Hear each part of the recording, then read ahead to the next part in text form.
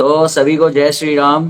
जैसा कि आप सब जानते हैं, रामपाल के विवादित टिप्पणियां जो हमारे सनातन धर्म के देवी देवताओं के प्रति होती है या हमारे धर्म ग्रंथों के प्रति होती है, उससे रिलेटेड एक अभियान लगभग 2023 से सक्रिय रूप से चल रहा था। और जिसमें ये अभियान चलते चलते चलते चलते और अब इसमें काफी वरिष्ठतम महानुभाव अधिवक्ता गण भी इसमें जुड़ चुके हैं इस अभियान से। और ये अभियान अब अ, उच्च न्यायालय इलाहाबाद की जो लखनऊ बेंच है वहां पहुंच चुका है।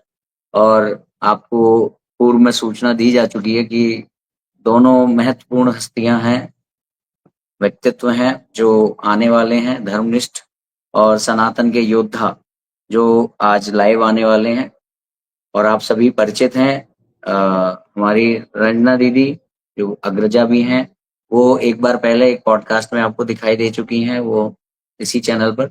और साथ में हरिशंकर जैन जी भी आने वाले हैं। तो चर्चा को आगे बढ़ाने के लिए मैं उनको पहले ले लेता हूँ स्टेज पर।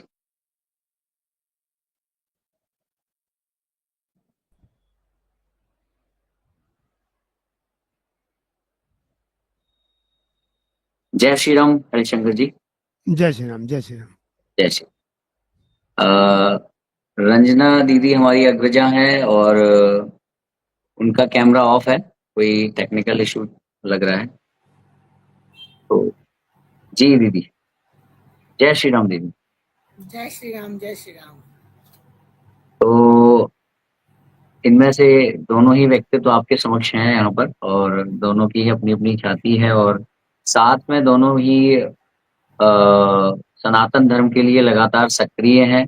बहुत सारे विषय हैं जिनमें प्रखर होकर के हमारे हरिशंकर जैन जी लड़ रहे हैं सनातन के लिए, हमारे मंदिरों के लिए, विग्रह के लिए।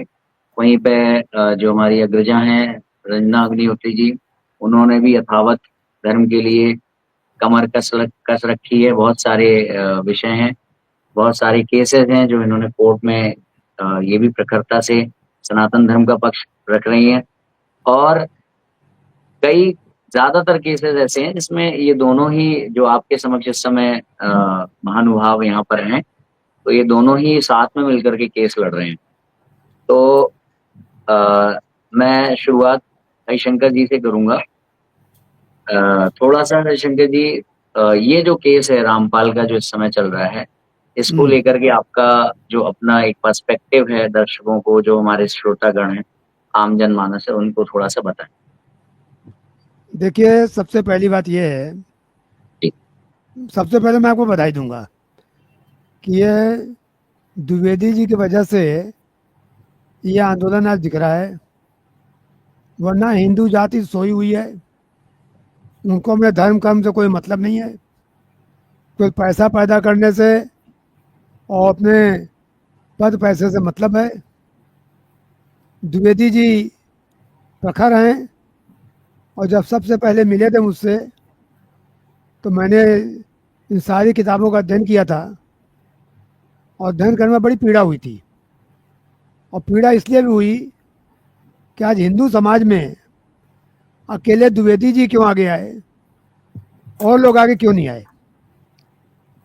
इतना बड़ा स्कैंडल चल रहा है, पूरे देश में इस तरह की भद्दी किताबें बेची जा रही हैं, प्रसारित की जा रही हैं, और जनमानस में हिंदू धर्म के खिलाफ, हिंदू देवी देवताओं के खिलाफ एक माहौल तैयार किया जा रहा है, और लोग चुप बैठे हुए हैं। तो मैंने सोचा, मैं तो दिल्ली में हूँ, कि इसमें किसी योद्धा की ज़रूरत है। तो योद्धा कौन हो? तो योद्धा खोजने के लिए सबसे पहले वीरांगना देखा जाता है। तो मैंने देखा कि रंजना जी सबसे उपयुक्त व्यक्ति हैं, जो कि इस मामले को घंटा बजा सकती हैं। क्योंकि व्यक्ति ऐसा चाहिए था जो डरे नहीं, लालच में ना आवे, किसी प्रभाव में ना आवे। तो रंजना जी के हाथों ये बागडोर है, और वो अच्छे तरीके से इसको ले चल रही हैं, आगे ले चल रही हैं। प्रारंभिक सफलता कोर्ट से मिली है, और मुझे उम्मीद है कि आगे भी सफलता मिलेगी। अब रंजना जी इस बारे में ज़्यादा पूरा विस्तार से बताएंगी। जी जी रंजना दीदी, आप थोड़ा सा आगे इसको थोड़ा सा प्रकाश डालें चीजों पर। देखिए, सबसे पहले तो शिवांश जी, आपको बहुत बहुत आशीर्वाद। और ये आशीर्वाद मिला है हमारे हरिशंकर जैन सर के कारण आपको, क्योंकि हरिशंकर जैन साहब ऊपर से प्रत्यक्ष और परोक्ष रूप से हम लोगों पर अपनी दृष्टि रखे हुए हैं। जैसे गुरु कुम्हार कुम्हार जैसे घड़े को पीट पीट के सही करता है, वैसे ही इनकी दृष्टि हमेशा मेरे ऊपर रही और इन्होंने हमें इस योग्य बनाया कि आज जैन सर गर्व से कह सकते हैं कि मैंने जो ये लड़ाई दी है सही योद्धा के हाथों में दी है। तो इनको बहुत बहुत हृदय से मेरा नमन है और इन ऐसे ही मार्ग हमारा प्रशस्त करते रहें तो हम लोग सनातन धर्म के लिए कुछ कर पाएंगे। अब आते हैं हम लोग मुद्दे पर।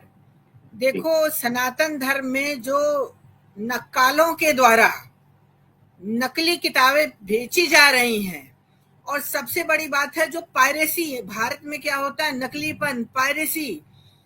एक सुनियोजित षड्यंत्र के तहत ये पुस्तकें छापी गई कि हमारे धर्म में प्रदूषण किया जा सके, सनातन धर्म में प्रदूषण किया जा सके, और धोखे में रख के, क्योंकि नाम लिया गीता का, नाम लिया गंगा का, नाम लिया कृष्ण का, नाम चुराया कृष्ण का, नाम चुराया श्री राम का, नाम चुराया माँ दुर्गा का, नाम चुराया शंकराचार्यों का, और नाम चुराया हमारे सनातन धर्म के वेदों पुराणों का, और अंदर गंदगी भर दी, अंदर अश्लील साहित्य भरा इन लोगों को। और इसका जो मास्टरमाइंड है, जेल में बैठ करके ग्रामीण अंचल की सीधी साधी भोली भाली जनता को अपने चंगुल में फंसा करके ये व्यापार कर रहा है।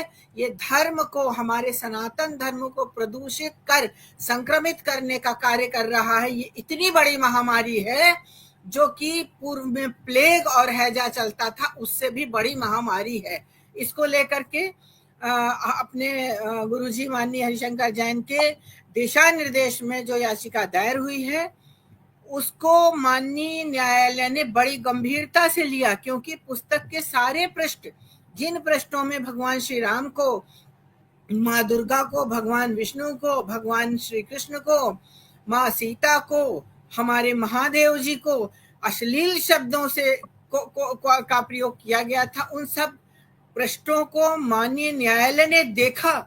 और जब बहस चल रही थी तो मैंने स्वयं इस बात को महसूस किया कि माननीय न्यायमूर्तियों को न्यायालय में उस समय इन प्रश्नों को देखकर कितनी पीड़ा हुई।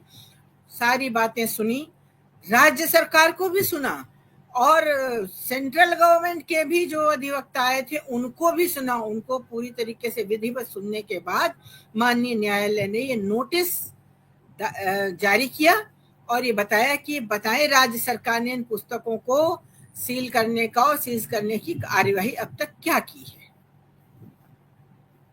वैसे आप दोनों महानुभावों का बड़प्पन है जो मुझे इसका श्रेय दे रहे हैं। ये कहीं ना कहीं इस युद्ध के सूत्रधार आप ही दोनों हैं, और आप लोगों ने इस तरह से अगर आगे आकर के सक्रियता ना दिखाई होती तो संभवतः मेरा इतना सामर्थ्य नहीं था। वो गुरुदेव गुरु गोविंद ग्रंथ की कृपा है कि आप लोगों का मार्गदर्शन मुझे प्राप्त हो गया। ये एक भगवत कृपा रही मेरे ऊपर। इसमें हरिशंकर जी एक चीज दिखाई देती है कि ये लोग हर उस चीज पर वार कर रहे हैं अपने स्कैम के द्वारा जो चीज कहीं ना कहीं सनातन धर्म की नींव में है। जैसे ये केवल हिंदू देवी देवताओं के लिए अश्लील टिप्पणी करना तो बात अलग हो गई, मगर ये साथ ही साथ होली पे बैन, दिवाली का मजाक, रक्षाबंधन का मजाक, भैया भाई दूज का मजाक, इस समय कांवड़ यात्रा चल रही है उसका मजाक, हर चीज का मजाक। और ऐसे ऐसे ब्रेन वॉश लोग हैं। अभी मैंने कुछ दिन पहले इनका एक चैनल है फॉलोअर का, उस पर करीब 1-2 लाख फॉलोअर्स हैं, तो उस पर मैंने देखा कि बहुत अश्लील तरीके से कांवड़ से जुड़ी हुई जो जानकारियां उनको प्रस्तुत कर रहे हैं। तो ये आपको नहीं लगता ये सोचा समझा एक वेल प्लान्ड एक विदेशी षड्यंत्र है? यहाँ तक कि बिंदी लगाने को मना, गहने, मतलब जो हमारा श्रृंगार होता है हमारी मातृशक्तियों का, हर उस चीज पर इन्होंने वार किया है जो मूल हिंदू सभ्यता से जुड़ी हुई चीजें हैं। तो क्या एक विदेशी षड्यंत्र भी हो सकता है? इस पे थोड़ा सा।